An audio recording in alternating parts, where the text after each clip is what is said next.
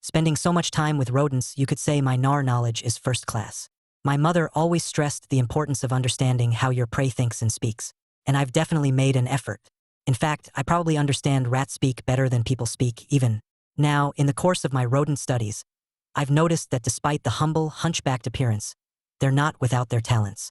Gnawers are good sniffers and have a knack for food finding, even in the most unlikely places. And that can be useful not just for fattening them up, but for leading me to some secluded snacks I may have missed. They're also some of the best parents around, generally speaking, making more infants than probably anyone, and raising them into good morsels too. But despite talents like this, gnawers are unbelievably idiotic for fur-backed kind. And here's a perfect example from my very own experience with one. I was down in Pet Shop Lane one night. If you want to know where to find it, I'd rather not give away the exact turnoff as I don't want to have to line up for a seat in my own sanctuary. But roughly speaking, it's just a few streets from my lair in the direction of the park, and it's about time I gave at least a basic description, I suppose. The place is a quiet spot with nothing much there besides a pet store and these two bins on the footpath in front of its big shop window, which is a bit like the one at Carl's butcher shop, except all the critters are in one piece. Almost every type of proper critter in the world is in there somewhere except horses, and there are definitely some strange characters behind the glass, ones you don't see too often in town. Critters tend to come and go in Pet Shop Lane, though, so I'll just give a general idea of what to expect. At the top are caged flappers, some that look like fancier pigeons and park birds, but others I've never tasted a single drumstick of, with curved beaks and strange toes that can hold things just like hindwalker hands. On the next shelf are tanks of fishes the owners must have caught from the park pond. I haven't had much luck finding finbacks like that down there myself, so I have to respect those catching skills. I'm not sure why they don't throw a few ducklings in the tanks too, but hopefully one day. Below the fishes are the gnawers, big and small, and a lot of whitecoats. I really wish white fur was more popular with the street rats because they'd stand out beautifully on the dark surfaces, and just imagine when a lamp lit them up at night. I keep hoping the white rodents nest properly there in the window and have big families, enough to overwhelm the shop and finally burst out the place, but so far no luck. There's even a cage with a wheel in it the rodents like to run on. They don't get anywhere on the thing, but maybe they're practicing to increase their speed in the chase or even jump vehicle wheels to make a rolling getaway. Just imagine if they mastered that, to flee down streets at the first sign of cat. Sure, hopping into pram wheels wouldn't help too much, as meowers could easily scoot past and scoop them out. But let's say they upgraded to bicycles or even stuck a scamper in a whirring motorcar wheel, that would pose a serious snatch challenge for anyone. Near the bottom of the shop window, meowers are always having some litters, which isn't exactly sensible because there are mini-mutts just below at the very base.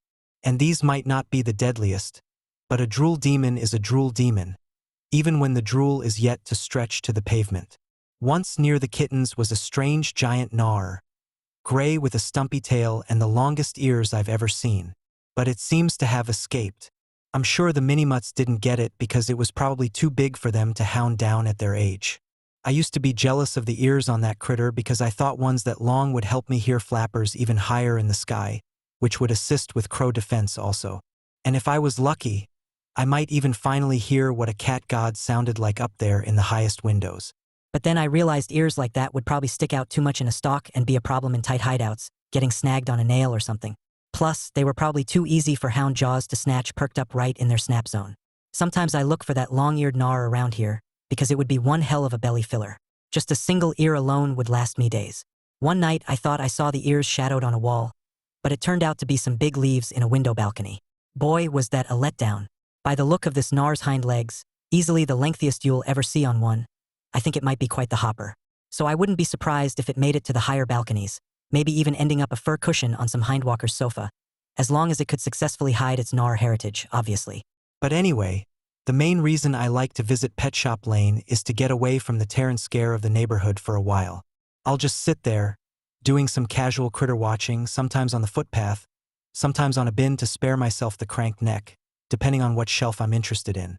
And like I said, the critters tend to come and go, so there's always something new to admire. When the rodents go running on that spinning wheel, it's quite hypnotic.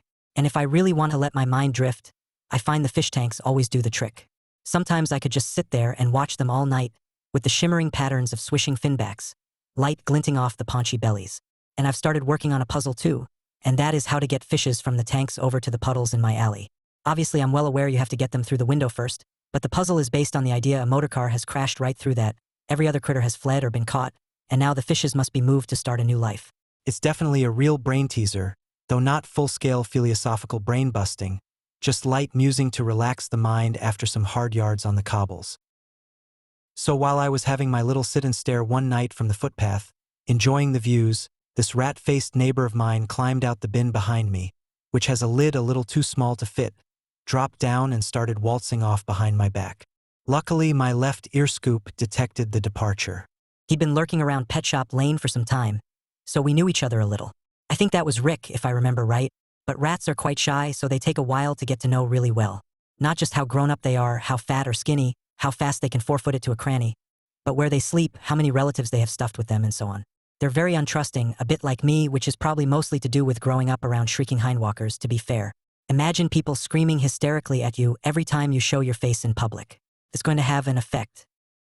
I'd had enough of the pet shop that evening, which does occasionally happen due to temptation fatigue, which is where the pleasure of a simple dream suddenly sours into the throbbing pain of losing something you never even had in your grasp. That's the rough philosophy behind it anyway. This time it was due to some new flappers there, puffed up like stuffed roasts. Even from footpath seating, which isn't the best for Pet Shop Lane birdwatching, you'll typically hop a bin for that, they were getting to me. And it's just cruel to put yourself through that some nights when those critters are dreaming away, right there for the taking, but the big shop windows never seem to open like regular ones. Believe me, I've searched every bit of the frame for a hinge or latch to give me hope, but it's useless. And don't try scratching through either, or you'll be out of claws before notching anything an ant could even trip into. Take it from this backstreet bandit. I once blunted my socked paw on a shop window when I was younger. That's my main kill paw, and it was like hunting with a wooden spoon till the claws sharpened back up. So before my belly started aching too badly, I stalked off to follow my pal Rick. He seemed to be onto something, and in any case he looked like a very tender meatball all of a sudden, with a strip of fried onion dangling out the back. "Where you off to, Rick?" I said. "To try out this restaurant I heard about," he said. At least that's the rough translation. They talk fast and tend to clip their words like a flapper. So I followed Rick, weaving down a few side streets, and we ended up at the place he was looking for. As far as restaurant backdoors go, it wasn't too bad. It was poorly lit and a real tight jam. There were 3 bins, proper morsel dumps unlike pet shop lanes, and 2 had lids being bulged right off with the fill.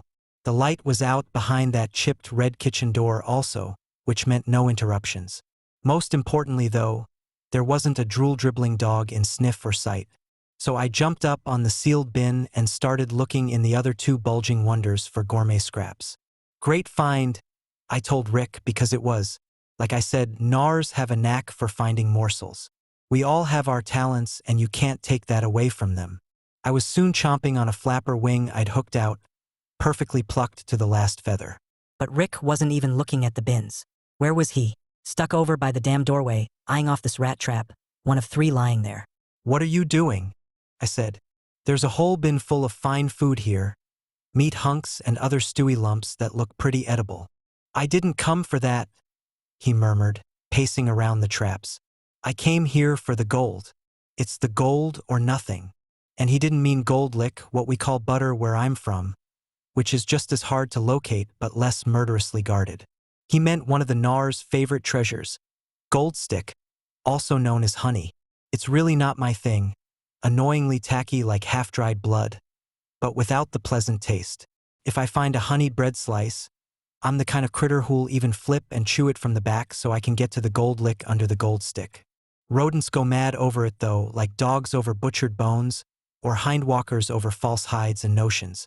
So I jumped off the bin and made my way over to tell him exactly that. "You're crazy, Rick," I said. "That gum glue isn't worth dying for." He'd chosen a trap now, so loaded with gold stick it was drooling off the metal ledge, and over he crept, nose in the air, sucking in the scent. "Think of your family," I said, because they always have at least a few families, sometimes a few dozen, and maybe he could lead me to them. "I'll take some back for the kids," he said. "That'll be pretty hard," I said, "when you're fused into that with like a raisin in a bun." But he wasn't listening. He had the snout shiver going on in that gnawing little muzzle of his. He was fixated. When gnawers get like that, they just can't let go. You could probably build a mouse house from a bakery's worth of rolls across the road, all soaked and stuck with honey, with enough rooms for all their buck-toothed relatives to stay, but they'll still want the gold stick on the trap, begging to be taken. Rick moved around the edge of the wood plank and took testing mouthfuls of honey spilled about the metal ledge. You've had your taste, I said. Now quit while you're ahead, huh? While you've still got a head that squeaks. I crept up a little closer, until I was just a few paces away. And Rick's snout was pumping away, drowning in that sweet aroma. He soon finished off the spilled honey, then placed his front paws on the plank corner and reached in diagonally to the main course on the metal ledge. Ever so carefully, he scooped the glistening gold puddle with his top gnawer, bit by bit into his gob, trying not to touch the metallic surface beneath. It'll snap any second, I said. And those things are loud, so loud they can give away your position to anyone nearby. I'm prepared, said that mad rat. From this angle my neck is safe, and if my body doesn't beat the bar, be sure I've escaped snappers before. Probably mousetraps, though. See, rats can sometimes wrestle those, at least the flimsier models, and then they get overconfident and think they can handle any trap in their scrounging path. But the traps that night were heavy-duty, built for a Gnawer war, genuine rat killers. I wouldn't even try my own luck with a speedy swipe, in case I ended up with a big chunky slipper squeezing the life out of my paw as I clopped along like a one-shoed horse, skating into walls when it's wet. Maybe it could come in handy for squashing big bugs or slapping hindwalkers, but eventually there'll be no juice in that paw and it'll just be hanging off like a dried old carrot stump.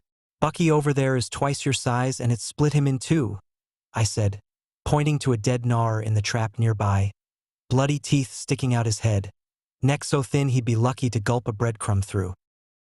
He's now wearing that iron collar for eternity. Rick didn't look. He couldn't look. The gold stick was in complete control, having oozed through his snout holes and stuck to his very brain. But to his credit, this trap-raiding rodent had now neatly cleared over half the honey serve. I can get it all off, he said. You won't, Rick, I said. You know you won't. No Gnawer's ever done it. Sure, they'll snatch off some cheese on occasion, knock down a nut, swipe a cracker shard, but gold stick sticks, and that's what makes it so much more deadly. There's a first time for everything, he said, and given how well he was doing, part of me was even starting to cheer him on, hoping he actually could raid that trap clean. Incredibly, he only had the smallest puddle and a bead to go.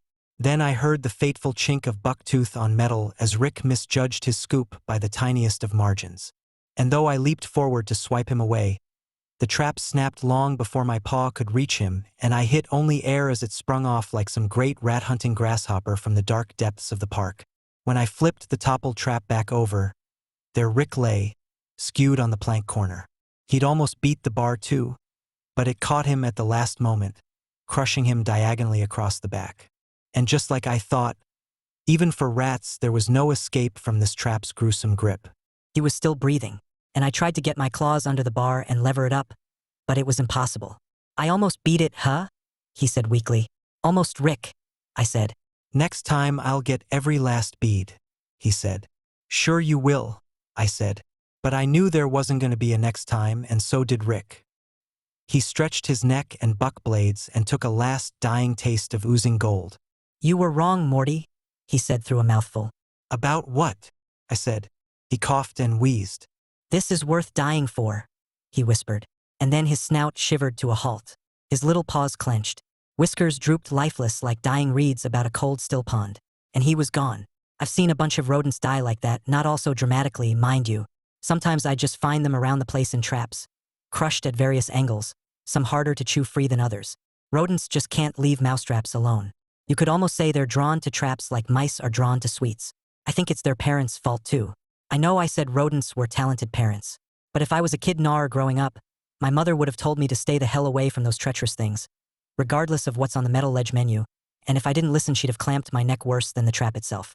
But then again, I guess these rodents have so many kids, more litters than cats have kittens even, that they probably don't have time to teach these new Gnawers everything before the world ambushes them with its nasty trick bag of nightmares and deathwares, like it will to so many of us.